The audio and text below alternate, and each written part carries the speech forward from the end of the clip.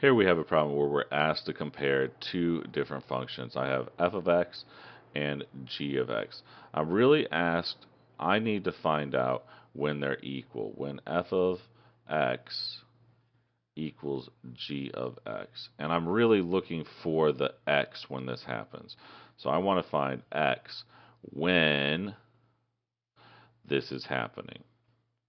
If I look at this table, it doesn't actually help me out directly. These are 1 apart, that's too far. These are 3 apart, too far. 3 apart, too far. 1 apart, too far.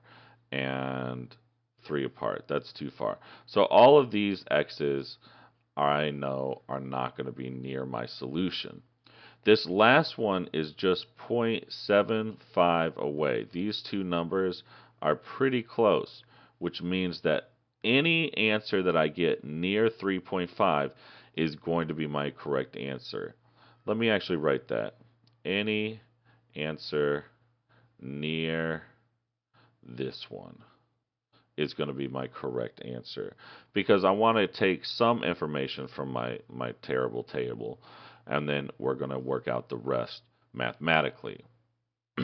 Again, looking at this, I want my f of x to equal g of x. Thank goodness they gave me what f of x is. So if I want to do that, that would be x squared plus 13, and my g of x would be 3x plus 14. And you can see I've just set those equal to each other. Here's my f of x, and here is my g of x. Now I need to go ahead and try and make this look like a quadratic formula so I can use the quadratic formula to solve. I'm going to try and make it look like this. So to do that, I'm going to have to move my bx to be over on the same side as this guy. So I'm going to move my x. I should get x squared minus 3x plus 13 equals, it crosses 14.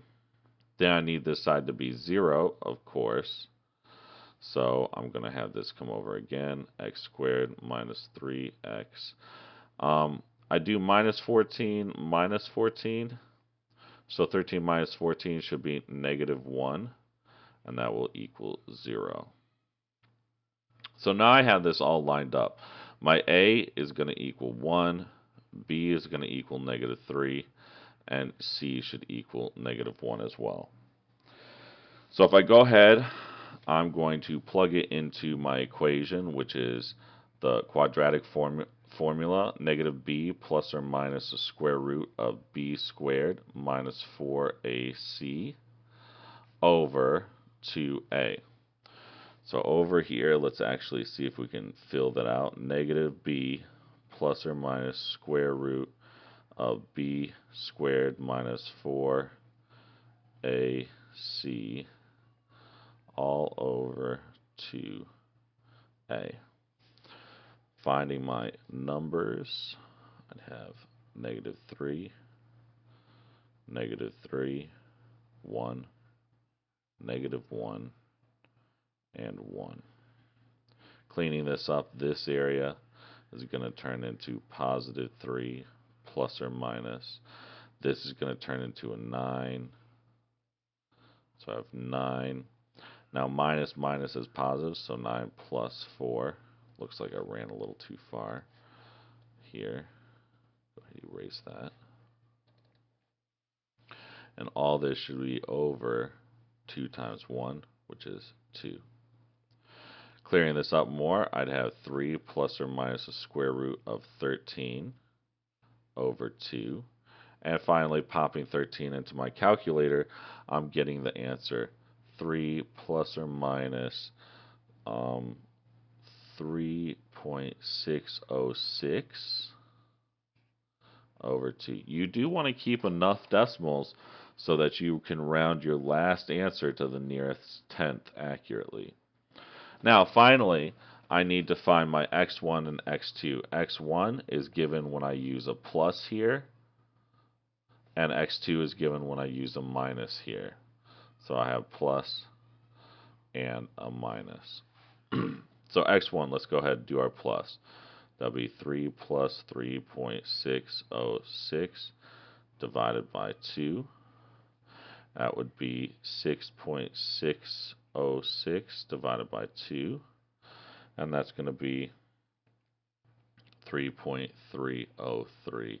Again, remember at the beginning when I'd said I'd take any answer near this? This seems pretty damn close. Let's just double check, make sure real fast that x2 is not that close. So I had 3 minus 3.606. So that would be a negative 0.606 on the top. And so that would be negative 0.303. And that is not as close. So I'm going to take this as my answer, and then I need to round it to the nearest tenth. So rounding things, I know that the first place in front of my decimal sign, this is my ones, and then comes my tenths, then comes my hundredths, and then come my thousandths. So if I'm rounding to the tenths, I need to check my hundredths and see if it changes it. It does not. So my final answer would be 3.3.